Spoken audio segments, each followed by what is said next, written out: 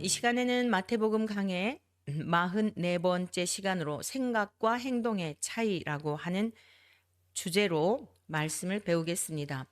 산상수훈의 심령이 가난한 자 그들에게 하나님은 천국을 주시는데 천국이 임한 하나님의 백성들은 구체적으로 어떠한 삶을 살아내게 되는지 주님께서 가르쳐 주신 그러한 내용의 말씀입니다.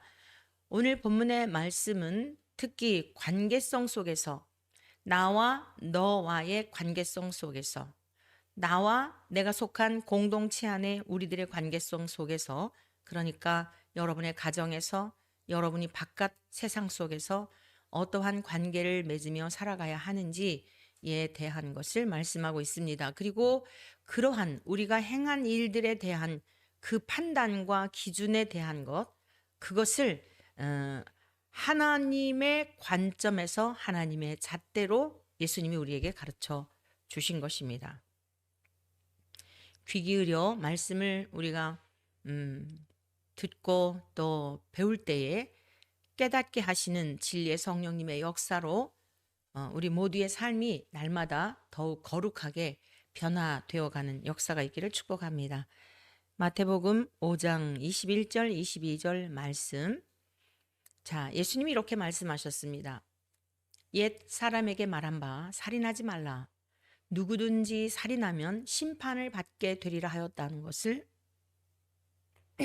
너희가 들었으나 나는 너희에게 이르노니 형제에게 노하는 자마다 심판을 받게 되고 형제를 대하여 락하라 하는 자는 공회에 잡혀가게 되고 미련한 놈이라 하는 자는 지옥불에 들어가게 되리라. 하나님께서 모세를 통하여 이스라엘 백성들에게 하나님이 구별하여 세우신 이스라엘 백성이 마땅히 해야 할 규례에 대하여 하나님 앞에 마땅히 지켜 행해야 할 계명에 대하여 말씀하셨죠. 살인하면 당연히 심판을 받죠. 눈은 눈으로 이는 이로 당연한 것입니다. 그것이 구약의 율법이었습니다. 그런데 예수님이 뭐라고 말씀하셨어요? 내가 선지자나 율법을 폐하러 온 줄로 생각하지 마라. 예수님을 믿어야 죄 용서받고 구원받는다고 하여 우리가 율법을 무시하고 하나님의 계명을 지키지 않아도 된다라고 하는 이런 오해를 해서는 안 된다는 것이에요. 오히려 완전하게 하려고 오셨으며 천지가 없어지는 일이 있더라도 하나님의 말씀은 1.1획도 결코 없어지지 아니한다라고 말씀하셨죠. 그러면서 이 계명 중에 지극히 작은 것 하나라도 버리고 또 그같이 가르치는 자는 천국에서 지극히 작다 일컬음을 받을 것이요 또 누구든지 이를 행하며 가르치는 자는 천국에서 크다 일컬음을 받으리라. 그래서 어제 아침 우리가 들었던 말씀 자꾸 어떤 경중을 따지면서 내가 율법을 지키지는 않아도 천국에는 가는구나 이렇게 생각할 수 있단 말이에요. 뒤에 있는 말씀을 듣지 않고 앞에만 동강 잘라서 나의 편의상 그렇게 이해를 하게 되면 그럴 수 있어요. 근데 뭐라고 말씀하셨어요? 내가 너희에게 이르노니 너희 의가 서기관과 바리새인보다 더 낫지 못하면 저와 여러분들이 열심히 하나님의 말씀을 지키려고 노력한다 할지라도 서기관이나 바리새인들처럼 그렇게 하나님의 말씀을 우리의 신비에 새기고 암송하고 또 율법을 지키려고 노력한다 해서 될 수 있을까요? 못해요. 근데 주님 뭐라고 말씀하셨어요? 너희 의가 서기관과 바리새인보다 더 낫지 못하면 더 하지 않으면 천국에 못 들어간다는 거예요. 그러니까 율법을 어떤 것은 지키고 어떤 것은 못 지켰어요. 연약해서. 그러면 어찌됐건 천국은 가는구나 만 생각하시면 안 된다는 거예요. 율법을 지킴으로 천국에 가는 것은 아니지만 믿음으로 천국 가는 게 확실하면 율법도 기쁨으로 지키게 되어 있습니다. 이어서 하신 말씀이 지금 본문의 말씀 제가 읽어드린 이 말씀인데 옛사람에게 말한 바 살인하지 말라. 누구든지 살인하면 심판을 받게 되리라 하였다는 것을 너희가 들었으나 나는 너희에게 이르노니, 그 정도가 아니라는 겁니다. 정말 믿음으로 구원받은 사람은 뭐라고 말씀하신 거예요? 형제에게 노하는 자마다, 형제를 향하여 락하라 하는 자, 욕이거든요. 히브리인들의 욕이에요. 욕을 하는 자, 미련한 놈이라 하는 자, 이러한 사람들은 공회에 잡혀가게 되고 심판을 받게 되고 지옥 불못에 들어간다는 것입니다. 근데 가만히 여기서 살펴보면 여러분, 이것은 지금 어떤 행위적인 게 아닙니다. 노했다. 이러고서 막 노했다고 해보지요. 입에서 나오는 거예요. 지금 여기 뭐 때렸다, 뭐 누구를 죽였다, 이렇게 주님 말씀하신 게 아닙니다. 전부 마음으로부터 우러나오는 그것이 곧 입술로 나가게 돼 있잖아요. 마음의 생각은 입술로 표출이 되게 돼 있는 거예요. 뿐만 아니라 이제 행동을 하게 되죠. 행동까지 따르게 되는 것입니다. 타인을 향해서 노한 것, 욕한 것, 또 내 관점에서 볼 때 이 사람은 참 지혜롭지 못해, 미련해. 우리가 이럴 수 있잖아요. 충분히 삶 속에서.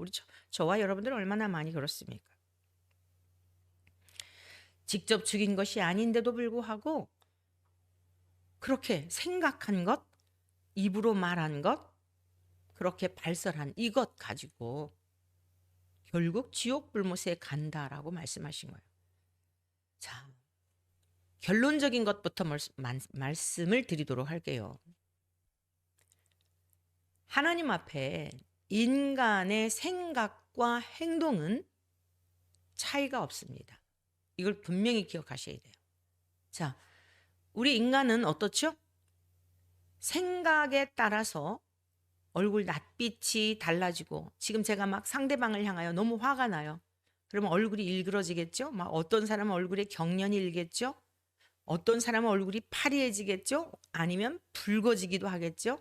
하얘지기도 하겠죠? 이런 정도예요. 마음에서 일어나는 것들을 절제하지 못할 때, 분노나 화가 났을 때 그러하다는 것이죠. 그런데 때렸거나 죽이거나 이건 아니에요. 그냥 내 마음이 지금 너무 힘든 거예요. 여러분의 가정에서 가족 간에 일어나는 일에 있어서도 마찬가지입니다. 뭐 가족에게 일어난 일은 뭐 좀 가볍게 바깥 세상에서 일어난 일은 더 이거 아니에요. 다 똑같아요. 나와 너와의 관계 속에서 일어나는 모든 일에 관한 말씀인데, 우리가 생각하는 것은 생각으로만 그런 거예요. 말로만 그런 거예요. 그냥 입으로 너무 화가 나가지고 입으로 그냥 욕한 거거든요. 뒷전에서 뭐 그랬거든요. 마찬가지예요. 뒷담화하는 것도 다 마찬가지예요. 하나님이 판단하시는 기준은 생각과 행동에 차이가 없다. 동일하게 보신다. 이게 지금 주님의 가르침입니다. 그런데 어떻게 우리가 그런 삶을 살 수 있죠?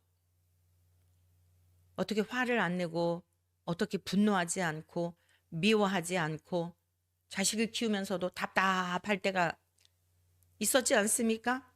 지금 양육 중에 있는 젊은 우리 성도님들 지금도 답답해서 막 이러지 않습니까? 그런데 우리가 요것만 생각하면 절대 못 지켜요. 마태복음 5장 앞부분, 심령이 가난한 자는 복이 있나니 천국이 그들의 것이며, 천국이 임한 사람은 천국을 이 땅에서도 누리며 살게 되어 있어요. 천국이 임한 사람은 내 존재가 어떠한 사람인지를 깨달은 사람입니다. 주님 앞에 그것을 고백하고 주님 앞에 죄 사함 받은 확증이 있고, 그리고 다른 사람들을 보는 시각이 달라지고, 다른 사람들을 향했던 모든 가치관과 편견과 이러한 것들이 달라진 상태가 새로운 피조물인 천국 백성의 삶이거든요. 그래서 이 말씀만 보면 윤리나 도덕적인 측면에서 이 말씀을 생각해 볼 때, 인간이 어떻게 화낼 수가 있어요? 어떻게 노하지 않을 수 있고, 어떻게 진짜 자식한테도 이 미련한 것아, 이런 얘기, 남편한테도 심지어.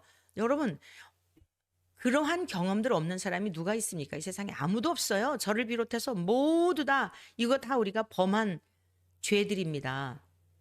죽이진 않았어도 수없는 살인적인 분노와 미움이 우리들 속에 다 있었던 다 죄인님들입니다. 그래서 의인은 없나니 하나도 없다고 선언하고 있는 거예요.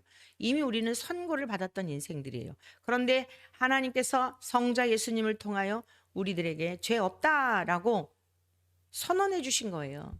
그래서 우리가 참 염치 없는 의인들인 겁니다.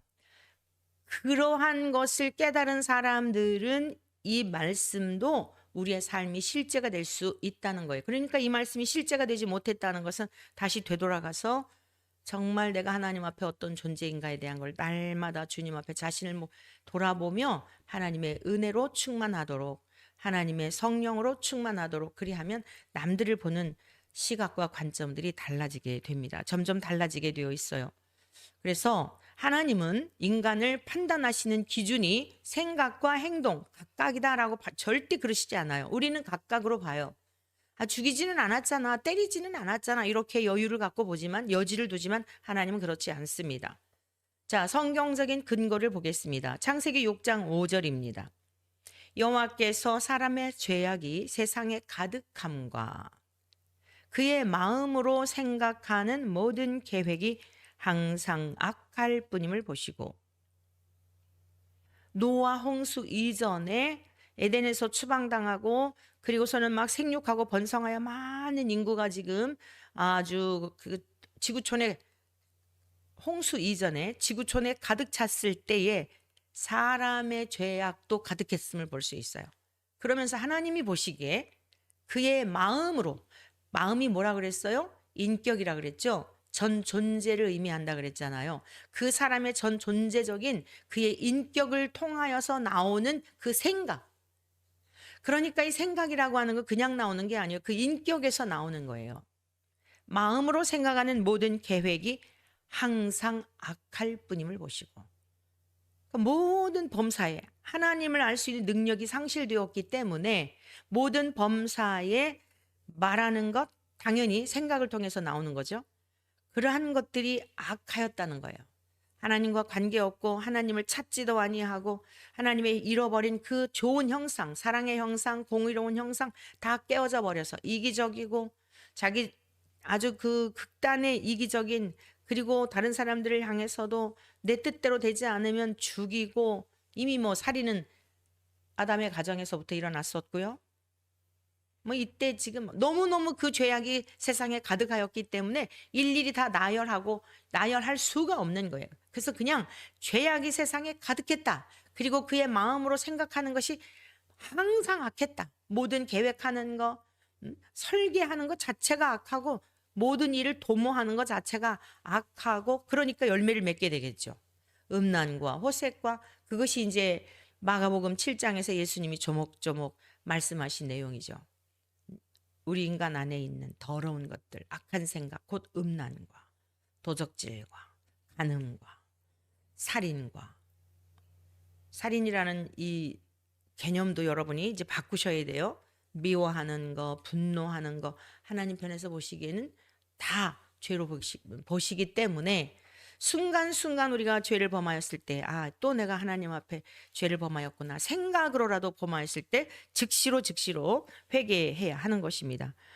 창세기 6장 6절에서 8절, 하나님은 어떠하셨나? 우리 6절에 이렇게 기록되어 있어요. 우리 한번 같이 보시겠는데, 땅 위에 사람 지으셨음을 한탄하사 마음에 근심하시고, 하나님도 마음에 근심하셨다는 거예요.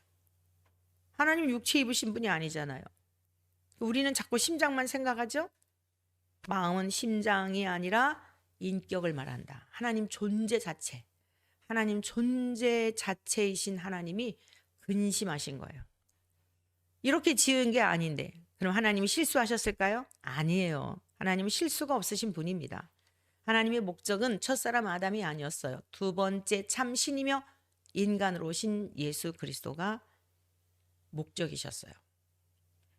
자, 그러면서 7절, 이르시되 내가 창조한 사람을 내가 지면에서 쓸어버리되 사람으로부터 가축과 기는 것과 공중의 새까지 그리하리니. 사람들 때문에 애꿎은 피조물들인 짐승들까지도, 조류까지도, 새까지도 다 고통을 받은 거예요. 내가 그것들을 지었음을 한탄함이니라 하시니라. 그러나 노아는 여호와께 은혜를 입었더라. 노아 홍수 사건은 마음으로 생각하는 모든 계획이 악한 것으로 인해 그 열매를 맺게 되고 심판을 받게 된 것입니다.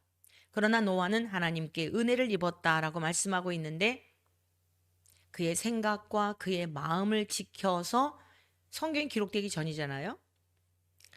하나님이 자신을 계시하신 방법이 자연을 통해, 양심을 통해, 선지자들을 통해, 성경을 통해 예수님이 완성하셨단 말이에요. 하나님이 하나님을 드러내셨어요. 양심을 통해서, 자연을 통해서도 성경이 기록되기 전에도 알만한 것을 주신 거예요. 그런데 모든 사람들은 제각각 자기 소견에 옳은 대로 살았던 거죠. 사사시대 또한 아주 극치를 이루었지요. 오늘 이 시대는 더더욱 극치를 이루고 있는 세대가 아닌가 싶습니다. 그런데 그러한 중에서도 노아는 은혜를 입었습니다. 늘 하나님을 생각하고 하나님을 묵상하고 하나님을 기억하고, 오늘 저와 여러분들에게도 이러한 은혜를, 하나님이 은혜를 주셨다는 거예요. 특별하게 뽑으셨다는 거예요. 우리 모두에게도 이러한 은혜를 주시기를 간절히 축복합니다. 잠언 말씀 보실까요? 대저 그 마음의 생각이 어떠하면, 네, 마음, 그 사람의 인격이 어떠하면, 그 사람의 인격은 생각을 통해서 그 모든 게 형성이 되는 거예요. 그러니까 마음과 생각이라고 하는 것은 뗄래야 뗄 수 없는 것입니다. 마음에 내 인격, 그 사람의 인격이 어떠하면 그 위인도 그러한 적, 이제 행동으로 나타나는 거예요. 표정으로 나타나고 입술로 나타나고, 이 언행심사라 그러죠. 모든 것을 통해서 다 나타나는 겁니다. 그가 내게 먹고 마시라 할지라도 그의 마음은 너와 함께하지 아니함이라. 그러니까 사람을 함부로 사귀지 말라는 거예요. 어떤 악한 의도를 가지고 그 마음을 감추고 그리고 접근하여서 너에게 먹고 마시자라고 할지라도 그 마음의 생각이 바르지 아니하면, 그 마음의 생각이 그릇된 사람이라면 함께 하지 말라고 말씀하고 있습니다. 이걸 어떻게 구분할 수 있을까요? 하나님의 사람들은 성경이라는 기준이 있잖아요. 하나님이 주신 잣대가 있기 때문에 이 말씀에 우리가 바로 서 있으면 함께 해야 할 친구와 함께 하면 안 되는 친구와 이런 걸 분별하게 하세요. 처음 만난 사람일지라도 내가 이 사람과 거래를 해야 할지, 이 사람은 사기꾼인지 분별할 수 있도록 늘 은혜를 구해야 돼요. 마음의 생각, 간교하고 거짓되고, 특히 조심해야 될 사람이 뭐예요? 간교한 사람, 거짓말 잘하는 사람, 앞뒤가 맞지 않은 사람, 이런 사람들 경계해야 되죠. 자, 그러면서 시편에도 그런 말씀이 있어요. 여호와께서는 사람의 생각이 허무함을 아시느니라. 모든 인생은 생각하는 것이 참 허망하고 허황되고 허무한 것들을 생각하는 경향성이 있습니다. 이스라엘 백성들은 어지간히도 하나님을 괴롭혔죠. 괴롭힌 이유가 뭐냐면 우상을 숭배하는 일이었어요. 하나님이 충분히 그들이 우상을 숭배하지 않아도 살 수 있을 만큼 주셨는데, 우상을 숭배하는 의도가 뭐냐면 세상에서 더 잘 먹고 잘 살기 위한, 더 배를 부르게 하고, 하나님 의지하지 않아도 내 인생의 노년까지 다, 노년만 아니죠, 자자손손 대대로 하나님 없이도 살고자 하는 그 의도 때문에 우상을 두는 거예요. 세상을 사랑하는 거예요. 돈을 의지하는 거예요. 하나님 없이도 우리가 근근히 살아가는 사람이 복이 왜 복이냐? 하나님이 오늘도 도와주시지 않으면 살 수 없습니다. 라고 하는 환경의 요인에 의해서도 하나님을 찾을 수 있는 것. 그래서 여러분, 절대 빈곤의 삶이라고 한다면 나는 저주받았나 봐 라고 생각하지 마시고, 하나님이 여러분을 특별하게 뽑으셨다, 믿음의 선수로 뽑으셨다라고 하는 믿음으로 잘 견뎌내시기를 축복합니다. 이사야 44장 18절에서 20절의 말씀, 이스라엘 백성들이 우상을 숭배하는 것에 대하여 하나님이 책망하시는 말씀입니다. 그들이 알지도 못하고 깨닫지도 못함은 그들의 눈이 가려서 보지 못하며 그들의 마음이 어두워져서 깨닫지 못함이니라. 마음에 생각도 없고 지식도 없고 총명도 없으므로 내가 그것의 절반을 불사르고 또한 그 숯불 위에서 떡도 굽고 고기도 구워 먹었거늘 내가 어찌 그 나머지로 가증한 물건을 만들겠으며 내가 어찌 그 나무 토막 앞에 굴복하리요 말하지 아니하니 그는 죄를 먹고 허탄한 마음에 미혹되어 자기의 영혼을 구원하지 못하며 나의 오른손에 거짓 것이 있지 아니하냐 하지도 못하느니라. 우상은 보지도 못하고 당연하죠. 사람이 만든 수곡물인데 마음에 무슨 생각이 있겠습니까? 하나님은 지금 하나님이 그 만드신 피조물인 인간들이 마음에 생각하는 것이 항상 악한 것을 보시고 하나님이 마음에 한탄하셨다 그랬잖아요. 인격이시기 때문에 마음도 있고 생각도 있으시고 그리고 그 마음과 생각을 따라서 하나님은 완벽한, 완전한, 전혀 실수가 없는 분이시기 때문에 생각도 완전해요. 마음도 선하십니다. 그러니까 백성들에게 그 은혜를 베풀고 싶은데 이스라엘 백성들은 알지도 못하고 깨닫지도 못하고 사람이 만든 수곡물에 마음이 어디 있습니까? 인격이 어디 있어요? 그런데 그것을 의지한다는 것입니다. 이 얼마나 기가 막힌 사건이며 상황입니까? 그래서 하나님이 이사야 선지자를 통하여 하나님께로 돌아오라 이렇게 말씀하셨어요. 돌아온다는 게 무엇인가? 이사야 55장 6절 이하의 말씀입니다. 너희는 여호와를 만날 만한 때에 찾으라. 가까이 계실 때에 그를 부르라. 악인은 그의 길을 불의한 자는 그의 생각을 버리고 여호와께로 돌아오라. 그가 그리하면 그가 긍휼히 여기시리라. 우리 하나님께로 돌아오라. 그리하면 너그럽게 용서하시리라. 보세요. 하나님께로 돌아오라라고 말씀하시면서 그의 생각을 버리고 자, 이스라엘 백성들의 그릇된 생각이 무엇이었죠? 마음에 하나님 두기를 싫어하는 것이었어요. 하나님이 말씀하시나 들으려 하지 않았어요. 하나님이 말씀하시나 깨닫지 못했어요. 들어도 깨닫지 못했습니다. 하나님이 수없이 많은 기적을 보여주시고 은혜와 영광을 그들에게 허락하여 주셨지만 그들은 눈이 있어도 보지 못했던 것입니다. 생각이 어두나여졌기 때문입니다. 하나님께로 돌이키려고 하는 의도 자체가 없었던 것이에요. 그래서 하나님은 돌아오라고 말씀하시는 거예요. 어떻게 돌아오라고요? 생각을 버리고 악한 생각을 버리고 하나님을 불신하고 대적하고자 하는 그 의도, 생각 이런 것들을 버리고 돌아오라라고 말씀하시면서 8절 이는 내 생각이 하나님의 생각을 말하는 거죠. 하나님의 계획을 말하는 것입니다. 너희의 생각과 다르며 내 길은 너희의 길과 다름이니라. 여호와의 말씀이니라. 우리 인간의 생각과 하나님의 생각은 다르다는 것입니다. 우리가 가는 길과 하나님이 준비해 놓으신 길은 다르다는 것입니다. 우리가 가는 길은 사망의 길입니다. 하나님이 준비해 놓으신 길은 생명의 길입니다. 우리가 생각하기를 이 길로 가면 행복할 것 같은데 그 길로 가면 우상이 주는 것은 결국 고통이거든요. 돈을 사랑하면 돈이 행복하게 할 것 같지만 돈은 엄청 여러분을 고통스럽게 합니다. 더 많은 것을 요구합니다. 이 돈을 사랑하는 것도 보통 우상이 아니에요. 돈을 사랑하는 것이 일만하게 뿌리가 된다 그랬어요. 근원이 되는 거예요. 염려와 근심과 고통과 괴로움의 근원이 되는 것입니다. 돈이 많이 있어 보세요. 그 돈 잃어버릴까 봐, 분실이 될까 봐, 투자했는데 또 그게 뭐 잘못될까 봐 늘 짐을 돈이 많은 만큼 여러분은 그 짐을 지고 산다는 것을 기억해야 합니다. 그러나 하나님의 생각은 다르다는 거예요. 이는 하늘이 땅보다 높은 같이 내 길은 너희의 길보다 높으며 내 생각은 너희의 생각보다 높음이니라. 하나님의 생각과 우리 인간의 생각은 비교가 안 된다는 거죠. 그러면서 이렇게 비유를 들어 말씀하셨어요. 이는 비와 눈이 하늘로부터 내려서 그리로 되돌아가지 아니하고 비와 눈이 하늘로부터 내리잖아요. 하나님이 다 주시는 거죠. 그런데 다시 되돌아가나요? 땅을 적셔서 소출이 나게 하며 싹이 나게 하며 파종하는 자에게는 종자를 주며 먹는 자에게는 양식을 줌과 같이 내 입에서 나가는 말도 하나님의 말씀도 이와 같이 헛되이 내게로 돌아오지 아니하고 나의 기뻐하는 뜻을 이루며 내가 보낸 일에 형통함이니라. 하나님의 생각과 인간의 생각은 다릅니다. 완전히 달라요. 확연히 달라요.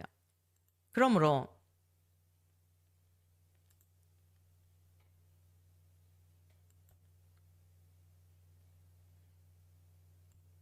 이 갑자기 이 노트북에 엉뚱한 광고가 이렇게 떠가지고 없어지지도 않고 말씀을 딱 가리워서 아주 네. 자, 사라졌습니다. 하늘에서 내릴 비. 여러분 비 좋아하는 분도 있고 싫어하는 분도 있죠. 눈도 좋아하는 분 있고 싫어하는 분도 있죠. 저는 다 좋아해요. 옛날에는 다 싫어했어요. 겨울은 추워서 싫고 또 여름은 아주 또 비가 많이 와서 싫고 가을은 우울해서 싫고 봄은 또 꽃샘바람이 아주 으스스해가지고 아주 을씨년스럽잖아요. 그 날씨 아주 기분 나빠요. 아, 싫어했어요. 사계절 다 싫어했어요. 20대 이전까지는. 다 외로울 이유가 있고, 불편할 이유가 있고, 그렇더라고요. 그런데 제가 20대 때 우리 주님을 인격적으로 만나고 나서는 꽃샘추위는 꽃샘추위대로 기대감이 생기고, 여름에 내리는 비는 비대로 정말 쇼팽의 빗방울 전주곡처럼 그 빗소리가 얼마나 아름다운지 진짜 특히 밤에 잠잘 때 비가 주룩주룩 오면 꼭 자장가처럼 들리죠. 낮에도 비가 와도 이렇게 차창밖을 보면서 차 마시는 것도 아름답고 눈이 오는 건 말할 것도 없고 여러분 주님이 제 안에 저의 인격 속에 임재하셔서 함께 동행하는 이 삶이 실제가 되니까 모든 계절이 아름다워요. 하나님의 말씀이 제 삶이 되고 제 인격이 되고 실제가 될 때에 이게 지금 그 말씀입니다. 내 말이 내 입에서 나가는 말도 이와 같이 헛되이 다시 하늘로 돌아가지 않잖아요. 비도 눈도 올라가지 않잖아요. 땅을 적셔서 그 모든 토지의 소산물을 내도록 유익을 주는 것이거든요. 하나님의 말씀이 우리의 신비에 새겨지고 하나님의 말씀이 우리의 인격이 될 때에 환경을 이기는 능력이 되고 상황을 이기는 능력이 되고 그리스도인으로 살아가는 그리스도와 연합이 된 그리스도인으로 살아가는 힘과 능력이 되더라 말씀이에요. 그런데 이게 계속될 때는 마음의 평강이 지속되죠. 그런데 이제 세상을 생각하고 환경을 생각하고 어떤 여건들을 생각하게 되면 와락 겁이 날 때도 있고 염려가 될 때도 있고 기쁨과 평강이 사라질 때도 있고 그렇죠. 그런데 그럴수록이 얼른 다시 말씀으로 돌아가서 주님을 생각하면 그리고 말씀 앞에 순복하게 되면 다시 그 자리로 평강의 자리로 기쁨의 자리로 돌아가게 되는 것입니다. 예레미야 4장 14절의 말씀입니다. 예루살렘아 내 마음의 악을 씻어버리라. 그리하면 구원을 얻으리라. 무엇을 씻어버리라고요? 마음의 악을 씻어버리라는 거예요. 여러분 지금 계속 우리가 예수님이 말씀하신 산상수훈 가운데 옛사람에게 말한 바 살인하지 말라 살인하면 심판을 받게 되리라 하였다는 것을 너희가 들었다는 거예요. 모세 율법을 통하여 주신 말씀을 말하는 겁니다. 그런데 주님이 지금 가르쳐 주신 것은 그 정도가 아니에요. 그러니까 우리가 예수님을 믿음으로 천국 간다고 하면서 삶에 아무런 변화가 없다?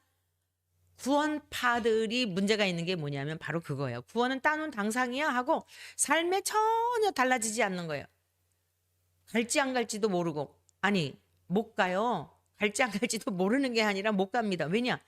임신하면 당연히 점점 배가 불러오고 입덧을 하게 되고 열매가 있잖아요. 진짜 구원받았으면 열매가 있는 거예요. 무슨 열매요? 옛날에는 내 열매를 맺었어요. 악하고 죄된 그러한 열매들을 맺은 거예요. 무엇을 통해서요? 생각을 통해서. 마음의 생각을 통해서 이기지 못하면 도적질하는 거예요. 남의 것에 탐심, 좋아 보이는 탐심이 있었습니다. 그런데 그 탐심을 이기지 못하잖아요. 그러면 도적질하게 되는 거예요. 그 마음의 생각을 이기지 못하면 행동하는 겁니다. 누군가를 향하여 아주 죽이도록 미운 생각이 들었어요. 마음의 생각이 나온 겁니다. 그랬는데 그걸 이기지 못하잖아요. 절제할 수 있는 이 뇌에서 뭔가 고장이 났든지, 그래서 분노 조절 장애라고 하는 이러한 그 단어들이 의학적 용어죠. 그러한 용어들이 많이 들려지고 있잖아요. 살인한 사람들, 뭐 문제 일으킨 사람들 보면 그 사람들 꼭 정신과 이제 그 가서 상담도 하고 정신과적인 측면에 문제가 없는가 그 판단하잖아요. 아무 이상 없었다. 그런데 뭐 그랬다 이러잖아요. 정신과적인 문제가 있었다. 뭐 소시오패스다. 이런 이야기들을 하지 않습니까? 마음의 악을 씻어버리라는 거예요. 우리의 마음이 그렇게 중요한 거예요. 그래서 지금 예수님께서는 형제를 향하여 욕을 했다, 미련한 놈이라 했다, 노했다, 다 죄라는 겁니다. 그 훨씬 더 깊은 거예요. 은혜로 구원을 받는 것은, 예수님을 믿음으로 말미암아 구원을 받은 것은 은혜거든요. 이 은혜를 입은 사람들은 반드시 생각조차도, 마음의 생각조차도 바꾸게 되어 있다, 이런 뜻이에요. 이전의 내가 아니라는 겁니다. 내 안에 계시는 진리의 성령님이 깨우쳐 주시고 가르쳐 주시고 그 악으로부터 벗어나도록 인도하여 주시는데, 어떻게 구원받았다 하면서 그대로 옛날에 그 습관화된 죄된 생각과 행동을 그대로 하며 살 수 있다는 것입니까? 그럴 수 없습니다. 그런 하나님 아닙니다. 그렇게 무기력하고 무능한 우리들과 같은 그런 분이 아니에요. 성령님이 그런 무능한 분이 아닙니다. 그 성령이 우리 안에 계시는데 반드시 우리를 변화시키시죠. 그러면서 이렇게 말씀한 거예요. 예루살렘아, 내 마음의 악을 씻어버리라. 그리하면 구원을 얻으리라. 내 악한 생각이 내 속에 얼마나 오래 머물겠느냐. 마음의 악한 생각, 이것이 얼마나 너 오래 마음에 머물겠냐는 거예요. 인간으로서는 할 수 없습니다. 태고적부터 우리 모든 인생에게는 이러한 마음의 악한 생각을 씻을 능력이 없어요. 그래서 예수 그리스도께서 이 땅에 오셨던 것입니다. 그렇다면 우리가 어떻게 마음의 생각을 지킬 수 있을까요? 이것은 철저하게 예수님의 구속의 사건과 연관되어 있는 거예요. 빌립보서 4장 4절에서 7절의 말씀입니다. 주 안에서 항상 기뻐하라. 내가 다시 말하노니 기뻐하라. 기쁨의 서신인 빌립보서를 통하여 바울은 주 안에서 항상 기뻐할 수 있는 거예요. 내가 얼마나 흉악한 죄인이었는지, 마음으로부터 나오는 생각, 내가 보아도 낯이 뜨뜻한, 이것을 만약에 요즘 CCTV 있잖아요. 그거를 내 마음을 찍어가지고 다 광장에서 드러내 보인다면 이 세상에 살 인생이 한 사람도 없어요. 가만히 있는데도 불쑥불쑥 튀쳐나오는 그런 악한 생각, 음란한 생각, 탐심, 교만한 생각, 어리석음, 얼마나 많은 것들이 우리 속에서 불쑥불쑥 튀쳐나오는지. 그런데 이러한 우리를 위하여 하나님의 아들, 깨끗하시고 완전하시고 거룩하신 주님이 우리를 끌어안으시고 대신 예수님께서 십자가에서 맞아 죽으신 겁니다. 십자가에서 돌아가신 겁니다. 그 은혜를 생각할 때 내가 무엇이길래 나 같은 인생을 위하여 베푸신 하나님의 은혜와 하나님의 그 사랑과 예수님의 그 순종으로 말미암아 내가 영생을 얻게 된 그 은혜를 생각할 때 그것 붙들고 주 안에서 항상 기뻐할 수 있는 능력이 된다, 이 말씀입니다. 주님의 십자가를 배제시키고는 항상 기뻐하는 일이란 불가합니다. 어떻게 항상 기뻐해요? 할 수 없어요. 그런데 예수 그리스도의 십자가의 은혜를 우리가 기억하고 그 은혜와 함께 부합한, 연합된 이 믿음을 갖게 되면 기쁨의 삶이 가능하고 5절의 말씀과 같이 너희 관용을 모든 사람에게 알게 하라. 지금 형제를 미워하는 마음, 노하는 마음, 욕하는 마음, 이거는 왜 있느냐? 우리 안에 그리스도의 영이 계시면 그리할 수가 없는 거예요. 그리스도의 영이 거하시면 반대로 넉넉한 마음을 가지고 바꿔 생각하게 돼 있어요. 저 사람이 그럴 수밖에 없었던 이유는 무엇일까? 왜 저렇게 형성이 되었을까? 긍휼한 마음이 생기는 거예요. 우리가 앞에 다 배워왔잖아요. 내가 어떻게 다른 사람을 긍휼히 여깁니까? 절대 긍휼히 못 여겨요. 우리는 그냥 아주 태생적으로 이기적인 사람들이에요. 다 내 관점에서. 아담이 그랬잖아요. 선악과 열매 딱 따먹고 하나님이 왜 먹었냐 이랬더니 하나님이 주셔서 함께하게 하신 여자 이거예요 바로. 자기는 싹 빼고 우리 주일학 교회 학교 어린이가 제가 이걸 설명해 드렸더니 아담이 선악과 열매 따먹은 거 자 하나님 원망하고 너 원망했더니 세계가 나를 향하잖아요. 그랬더니 이 아이가 엄청 이게 신기했나 봐요. 와 너무 신기하다. 하나님을 원망하고 이웃을 원망하니까 세계가 나를 향하고 있네.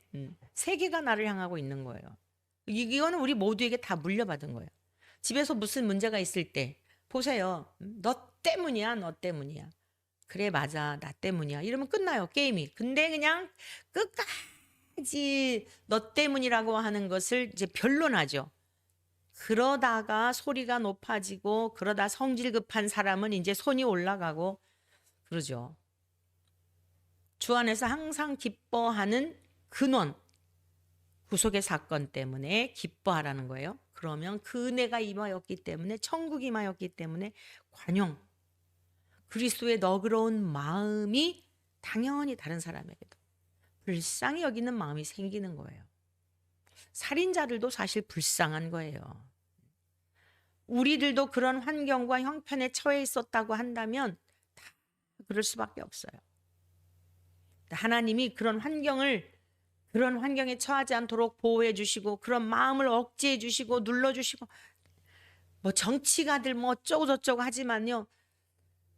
참 여러분 많이 갖기를 원하지 않습니까? 많이 갖기를 원하는데요. 진짜 많이 갖는 거는 정말 부담스러운 일이에요. 많이 가져서 잘 관리하지 않으면 범죄하게 되면 그 무슨 의미가 있죠? 많이 갖는 것은 정말 부담스러운 일입니다. 많은 일을 맡는 것은 정말 부담스러운 일이에요. 거기에 걸맞게 반응하지 않으면 그 일을 감당하지 않으면 그러면 다 죄가 되는 거예요. 탐욕과 탐심으로 인하여서 나를 위해서 자꾸 쌓아두기를 원하고 또 슬쩍슬쩍 뭐 좀 더 이렇게 하기 위해서 참 그거 조심스러운 일입니다. 어려운 일입니다. 주신 바를 족한 줄로 여기고 살아가는 게 사실 참 복이죠. 네. 주님을 섬기며 살아가는 일 가운데 고뇌 중에 하나가 그런 부분도 적지 않습니다. 그냥 조용히 주님 섬기고 그러고 살아가는 것이 복인 걸 알면서도 원치 않게 주님이 그러셨잖아요. 베드로에게 네가 이제 이후에는 지금까지 네가 원하는 곳으로 뭐 고기 잡으러 가고 싶으면 고기 잡으러 가고 그랬지만 이후에는 네가 원하지 않는 곳으로 사람들이 띠띠우고 데리고 다닐 거다. 이게 그리스도인의 삶이에요. 주님도 그러하셨고요. 자, 이렇게 우리가 주 안에서 항상 구속의 사건으로 인하여 기뻐하고 그리고 그 은혜 안에 다른 사람들을 향하여서 관용을 베풀게 되고 자, 근데 힘들단 말이에요. 아, 내가 언제까지 참아야 되지? 주께서 가까우시니라. 얼마 남지 않았어요. 어제 우리 큰딸이 생일이었습니다. 그래서 이제 사위랑 우리 딸이랑 손주들하고 데리고 왔어요. 감신해서 어떤 이제 또 섬길 일이 있어가지고 사위가 거기 갔다가 또 다들 가족 그러고서는 데리고 밤 12시 다 되었는데 저희 집에 이제 오겠다는 거예요. 12시 넘으면 생일이 지나잖아요. 그러니까 사위의 마음도 가상하더라고요. 이제 아내의 생일을 맞이해서 집으로 데리고 와가지고 제 어머니에게 축복 기도를 내성적이어서 막 그러지는 않은데 어찌됐건 아내가 또 집에 가는 거 좋아하고 하니까 그래가지고서는 이제 족발을 사가지고 그러고는 또 이렇게 왔어요. 거실에서 그냥 아주 체격이 그냥 큰 우리 사위를 비롯해서 내 가족이 거실에서 자고 아침에 저희 딸이 일어나서 그러더라고요. 아, 시간이 왜 이렇게 빠르지요? 그래요. 그래, 정말 빠른 시간이다. 사랑하기도 모자란 시간이다. 이 세상은 사랑하며 살기도 모자란 짧은 시간이니라. 다른 것 생각할 여력이 없다라고 잠깐 이야기해 주었습니다. 잠시 잠깐 오면 주님 오십니다. 억울하게 생각될 수 있어요. 나만 왜 이렇게 당해야 되지? 생각이 없는 것도 아닌데 내가 뭐 몰라서 그러나? 내가 뭐 바본가? 이럴 수 있어요. 주님을 생각하면서 관용을 알게 하는 거예요. 주께서 가까우시다는 겁니다. 그 다음에 6절 보세요. 아무것도 염려하지 말고 다만 모든 일에 기도와 간구로 너희 구할 것을 감사함으로 하나님께 아뢰라. 여러분의 기도가 무엇이죠? 너희 기도, 너희 구할 것을 감사함으로 하나님께 아뢰라. 모든 일에 기도와 간구로. 이제 여러분의 기도도 바꾸셔야 돼요. 여러분이 그림을 그려 놓으시고 이거 해주세요. 이 기도는 그 그림이 좋은 그림일 수도 있는데 하나님 편에서 보시기에는 여러분들에게 그 그림대로 주어서 독이 될 수도 있어요. 그러면 하나님께서는 안 주시거든요. 그런데 여러분은 그게 꼭 나에게 와야만 하나님이 사랑하시는 증거로 생각할 수 있다는 거예요. 이전에 저희 교회 나오던 어떤 분이 남편이 교회를 안 다녔어요. 남편이 교회를 안 다니던 중에 저희 개척할 때에 저희 교회 나와서 신앙생활을 그 남편이 아주 열심히 했어요. 남성교회 회장도 하고 두 부부가 아주 열심히 했어요. 뭐 정말 남들 보기에도 너무나 선남 선녀였죠. 그런데 그때 80년대 90년대 초반 이때 뭐 막 아파트 그냥 아주 내 집 장만하는 게 누구나 다 소망이잖아요. 그러면서 아파트를 그렇게 갖고 싶어 하는 거예요. 제가 그랬어요. 때가 되면 하나님이 다 주신다. 구하지 않아도. 그러니까 하나님의 뜻을 구하고 성전 중심한 시간 다 나와요. 성전 중심한 이러한 신앙생활을 하도록 해라. 그랬더니 이렇게 얘기를 하더라고요. 아니에요. 이번에는 정말 다들 지금 아파트 막 성도님들 다 막 이러고 분양받고 이러고 그랬는데 우리만 지금 안 주셨잖아요. 그러면서 하나님이 진짜 이번에 안 주시면은 우리를 사랑하지 않는다는 거예요. 네, 말렸는데 하여간 저 멀리 서울 이제 외곽을 벗어난 지역의 신도시 쪽으로 분양을 받았어요. 그러면서 이제 또 뭐라고 얘기를 하냐면은 부모님을 이제 모셔야 된다는 거예요. 큰 평수를 받았어요. 부모님을 모셔야 하기 때문에 큰 평수를 받아서 가야 한다는 거예요. 그런데 하여간에 당첨이 된 거예요. 그것도 정상적인 것으로 한 게 아니라 이제 프리미엄을 주고 높은 값을 이제 주고서 그러고 샀죠. 가지 말라고 성전 중심한 신앙생활을 하는 것이 좋겠다. 그랬더니 저희한테 그렇게 이제 둘러서 부모님 모셔야 된다라고 하는 그 이유로 인해 가지고 신방을 갔는데요. 돌아가신 김 목사님이 신방 예배를 드리는데 요나에 대한 설교 말씀을 한 거예요. 신방을 가가지고. 그 집사님이 얼굴이 그냥 울그락불그락 하면서 얼마나 화가 나 있는지를 느끼잖아요.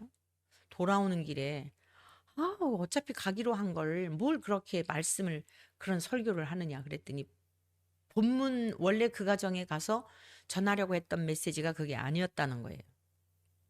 그랬는데 그 말씀을 전해야 되겠다라고 하는 마음에 감동이 있어서 그 말씀을 전했다.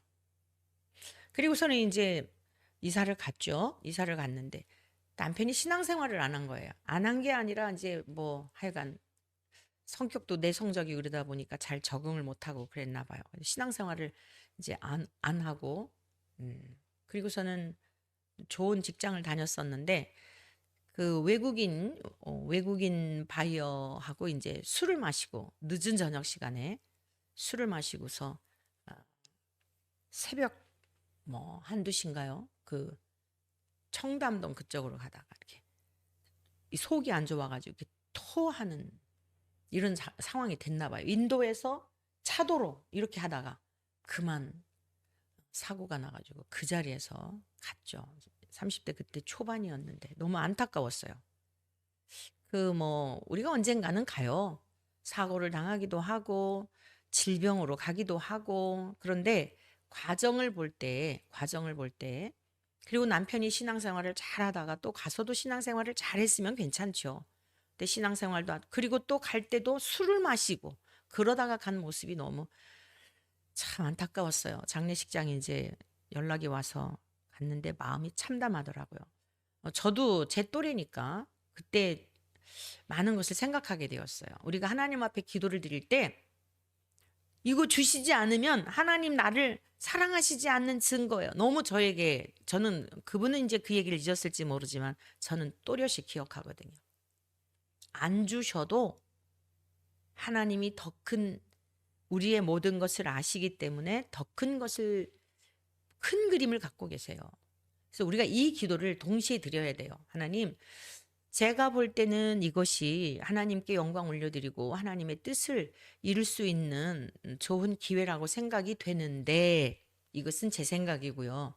그래서 하나님께서도 기뻐하시면 주시기를 원합니다. 라고 하지만 하나님께서 보시기에 합당하지 않으면 하나님 우리의 마음과 생각을 다 감찰하시잖아요. 우리의 저변에 조금이라도 내 욕심이 가미되어 있다면 하나님 노로 응답해 주시고 그리할지라도 섭섭하지 않게 해주세요. 이 뒷기도를 드려야 되겠더라고요. 앞에는 그럴싸하게 주님 뜻대로 해주세요. 안 주셔도 괜찮아요. 이래 놓고 막상 안 주시잖아요. 그러면 이게 또 서운한 마음이 든단 말이에요. 그게 인간적인 거죠. 그건 하나님이 주시는 마음이 아니잖아요. 그래서 하나님의 뜻에 순복할 수 있도록 아니 주셔도 감사하고 주셔도 선하게 주님의 뜻을 이룰 수 있게 해주세요. 라고 이러한 기도를 드려야겠죠. 그래서 오늘 여기 빌립보서에 있는 말씀을 보면 감사함으로 하나님께 아뢰게 되면 모든 지각에 뛰어난 하나님의 평강이 자 여기 보세요.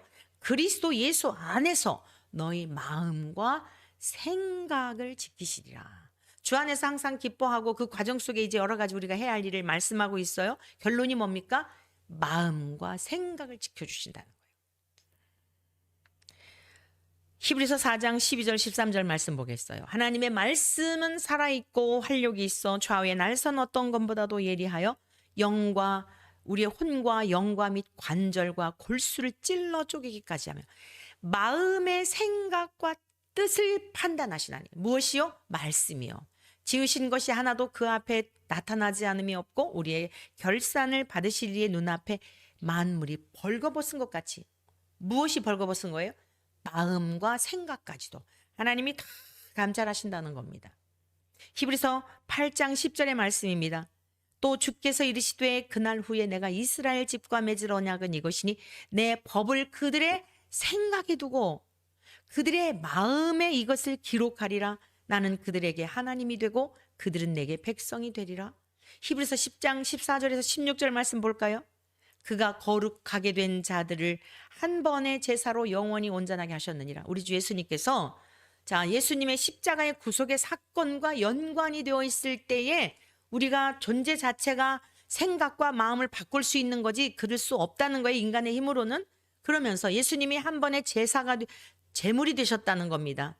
영원히 온전하게 이제는 제사의 제물의 짐승의 피가 아니라 예수님의 보혈로 우리가 죄를 씻김을 받고 이제 하나님께 나아갈 수 있는 은혜를 입게 되었다는 거예요. 또한 성령이 우리에게 증언하시되 주께서 이르시되 그날 후로는 그들과 맺을 언약이 이것이라 하시고 내 법을 하나님의 법을 그들의 마음에 두고 그들의 생각에 기록하리라. 여러분 얼마나 복된 말씀이에요. 저와 여러분의 생각에 하나님의 말씀을 기록해 주시기를 간절히 축복합니다. 또 그들의 죄와 그들의 불법을 내가 다시 기억하지 아니하리라 하셨으니 이것들을 사하셨은즉 다시 죄를 위하여 제사 드릴 것이 없느니라. 제물이 되신 예수님으로 말미암아 우리들의 모든 죄가 깨끗이 씻김 받게 된 거예요. 우리의 모든 죄와 허물을 용서받게 된 겁니다. 그렇다면 남들을 보는 것이 어때요? 생각조차도 이제는 미워하면 안 된다는 거예요. 행동과 생각의 차이가 없이 보신다는 겁니다. 말씀의 결론이에요. 생각과 행동의 차이 없어요. 우리가 볼 때는 차이가 있어요. 죽였느냐 안 죽였느냐 몰라요. 그냥 생각만 했지. 그러나 하나님은 동일하게 보신다는 겁니다. 저와 여러분들 거룩하신 하나님 앞에서 예수 그리스도의 보혈로 죄 사함 얻고 우리가 이러한 것들을 깨닫고 하나님이 우리를 성령으로 인쳐 주셔서 구원의 복음을 듣고 믿어 성령으로 인침을 받아 하나님의 자녀가 되었다고 한다면 이제는 우리의 생각도 마음도 지켜 주님의 온전하심처럼 저와 여러분들도 온전함에 이른 그런 복된 하나님의 권속들이 되시기를 주님의 이름으로 간절히 축원합니다.